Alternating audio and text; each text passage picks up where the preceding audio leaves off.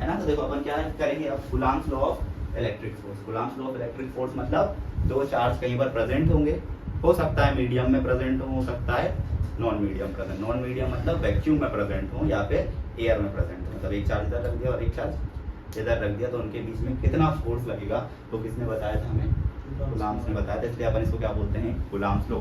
Similar like to gravitational force, याद है gravitational का जो न्यूटन्स वाला था, उसी के जैसा ये हमारा फोर्स होता है। बस वो मास के बीच में था, तो ये काय के बीच में है, हमारे चार्जेस के बीच में। काय के बीच में, ये हमारे चार्जेस के बीच में। तो देखो इसमें कंडीशन क्या है बेटा, अपन क्या लिखेंगे कूलम्ब्स लॉ के लिए, अकॉर्डिंग टू दिस प्रिंसिपल या according to this law, according to this law, ठीक है, according to this law the force of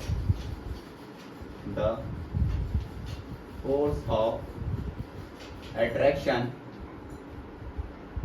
and repulsion, attraction and repulsion between two charges, between two charges is directly proportional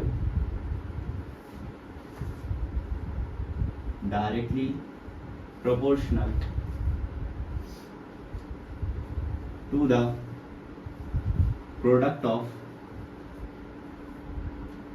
their charges, and inversely proportional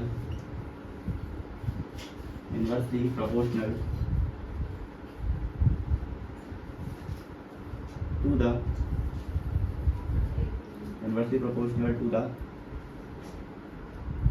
square of distance between,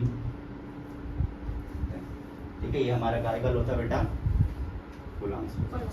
ये कौन सा law है, ये हमारा Coulomb's law. इसमें first statement हमें क्या बोल रहा है, डायरेक्टली प्रोपोर्शनल, काय के प्रोडक्ट ऑफ देयर चार्जेस। और सेकंड स्टेटमेंट हमें क्या बोल रहा है, इनवर्सली प्रोपोर्शनल है, काय के स्क्वायर ऑफ डिस्टेंस बिटवीन।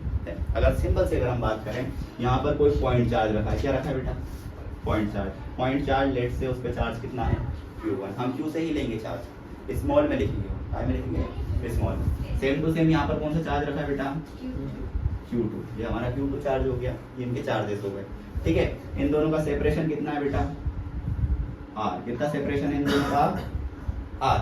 तो ये एक दूसरे के ऊपर क्या लगाएंगे बेटा, फोर्स लगाएंगे। वो फोर्स कितना होता है, F is directly proportional to the Q1 and Q2। And दूसरी चीज क्या है,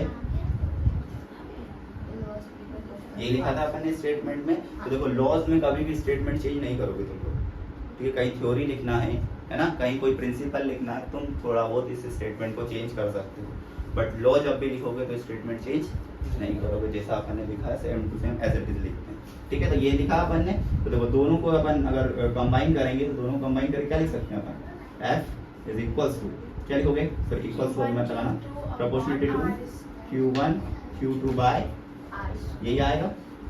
ये फोर्स अभी प्रोपोर्शनलिटी में। अगर हम प्रोपोर्शनलिटी को हटाएंगे तो यहाँ पर क्या लगाएंगे बेटा, एक कांस्टेंट लगाएंगे, प्रोपोर्शनलिटी कांस्टेंट, जिसका नाम क्या है, K, Q1 Q2 bye R², ठीक है। यहाँ पर K क्या है हमारा, K क्या है हमारा यहाँ पर, कांस्टेंट, जिसका नाम क्या है, K जो है हमारा वो क्या है,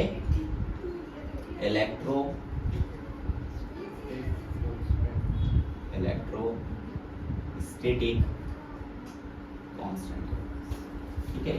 जिसकी वैक्यूम में वैल्यू कितनी होती है, वैक्यूम में वैल्यू कितनी होती है, 9 × 10⁹ यूनिट क्या निकल के आती है इसकी, न्यूटन मीटर स्क्वायर पर, यही होती है ना। इसको अपन अभी देख लेंगे कैसे वो आई न्यूटन मीटर स्क्वायर पर कूलम्ब स्क्वायर पर, इसका ये हो गया हमारा क्या वैल्यू, ठीक है ना। और इसी के साथ में यही K की वैल्यू में एक और चीज आती है, वो क्या है हमारी 1/4π पढ़ा है ये, क्योंकि ये हम बात कर रहे हैं काय की,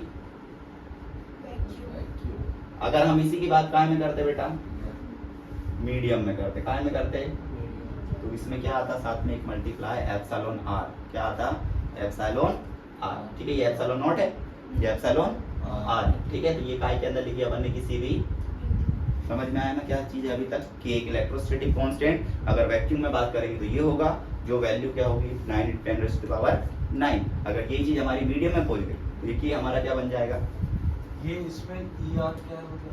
ER रिलेटिव कांस्टेंट, रिलेटिव अब मैं बता रहा हूँ इस चीज को, देखो है ना, दोनों तीनों के नाम लिखेंगे। जो एप्सिलॉन नॉट है वो क्या है बेटा, वैक्यूम परमिटिविटी, इसका नाम है, ठीक है। जो इसके फोर्स की वैल्यू में वेरिएशन ला दे उसको क्या कहा जाता है, परमिटिविटी। सब्सटेंस की प्रॉपर्टी के बारे में बताएं उसको क्या कहते हैं अपन, परमिटिविटी, ठीक है।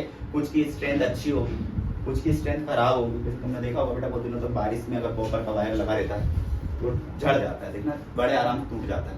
क्यों, क्योंकि उसकी स्ट्रेंथ क्या हो जाती है, कम। किसकी वजह से होती है वो स्ट्रेंथ, किसकी वजह से देखते हैं, एप्सिलॉन आर की वजह से देखते हैं। क्या की वजह से देखते हैं बेटा, आर, परमिटिविटी। ये वैक्यूम परमिटिविटी है। परमिटिविटी सब्सटेंस के अंदर लिखा है मीडियम वाली बात है। मीडियम के अंदर क्या देखते हैं अपन, परमिटिविटी देखते हैं। परमिटिविटी जो है हमारी काय को बताती है, स्ट्रेंथ को बताती है, ठीक है। स्ट्रेंथ को बताने का काम करती है। आगे अपन ससेप्टिबिलिटी निकालेंगे ना, वो ससेप्टिबिलिटी काय को बताती है, हमारे स्ट्रेंथ को बताती है, ठीक है। इसको बाद में देखिए, पर परमिटिविटी उसी चीज का हमें नॉलेज देती है कि वो कितना ज्यादा फोर्स एप्पल कर सकता है, कितना फोर्स लगा सकता है, ठीक है। वो फोर्स की वैल्यू कम करता है। देखो इसको में लगा देंगे अपन क्या, रिलेटिव परमिटिविटी। इसका नाम क्या है, रिलेटिव परमिटिविटी। मतलब किसी दो सब्सटेंस के बीच रिलेशन बताएगी। वैक्यूम में होगा तो सिंपल एप्सिलॉन नॉट लिखो। अगर जैसे ही हमने मीडियम की बात करी तो एप्सिलॉन नॉट के साथ हमेशा मल्टीप्लाई में क्या लेके आएंगे अपन, एप्सिलॉन आर लेके आएंगे, ठीक है। इस एप्सिलॉन आर को तुम्हें किताब में, स्कूल में कैसे पढ़ाया होगा कि डाइलेक्ट्रिक कांस्टेंट बोला जाता है। क्या बोला जाता है, ये dielectric constant is nothing but permittivity. कौन सी है, रिलेटिव परमिटिविटी। तो यहाँ पे मैं नाम लिख दे रहा हूँ, इसका क्या है, ये डाइलेक्ट्रिक। अब इसके की वैल्यू जितनी ज्यादा वो उतना ज्यादा डाइलेक्ट्रिक, उतना ज्यादा डाइलेक्ट्रिक मतलब उसके अंदर उतने सारे डायपोल। डाइलेक्ट्रिक होने का मतलब क्या है, बहुत ज्यादा डायपोल, उतने ज्यादा डायपोल, उतने ज्यादा बाउंड चार्जेस। डाइलेक्ट्रिक होने का मतलब ये है कि उसके अंदर उतने ही ज्यादा क्या होंगे, बाउंड चार्जेस, ठीक है। ये हमारा क्या आ गया, डाइलेक्ट्रिक कांस्टेंट, ठीक है। एक फॉर्मूला हमेशा याद रखना, ये एप्सिलॉन जो होता है, एप्सिलॉन आर जो होता है वो क्या के बराबर होता है, epsilon divided by epsilon not. ये होता है, इसमें एप्सिलॉन क्या है, क्या है, permittivity of the medium, permittivity of the medium, जिसको अपन बोलते हैं मीडियम परमिटिविटी, ठीक है।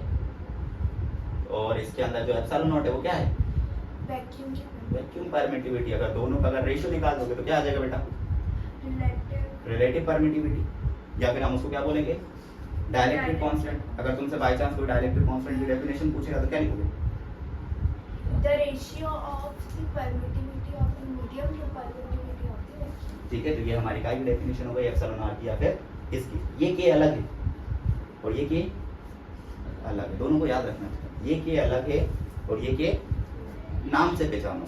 अगर उन्होंने बोला इलेक्ट्रोस्टैटिक कांस्टेंट मतलब किस के की बात कर रहा है, अगर उसने बोल दिया डाइलेक्ट्रिक कांस्टेंट या रिलेटिव परमिटिविटी, किस के की बात कर रहा है। पर हम मोस्ट ऑफ द टाइम हम क्या लेके चलेंगे, डेफिनेशन या डेरिवेशन में एप्सिलॉन आर की तुम लोग को पता रहे। यहाँ पे बस के का क्यों बता दिया कि तुम्हें पता रहे कि ये क्या है, हमारा डाइलेक्ट्रिक कांस्टेंट होता है। तो देखो यहाँ पर अपन फोर्स को एक और बार लिख देते हैं। क्या होना चाहिए force, 9 × 10⁻⁹ Q1 Q2 bye R²। Unit कभी भी साथ लिखना मत भूलना बेटा, यूनिट कभी भी लिखना नहीं भूलना, यूनिट साथ में लिखोगे न्यूटन, ठीक है।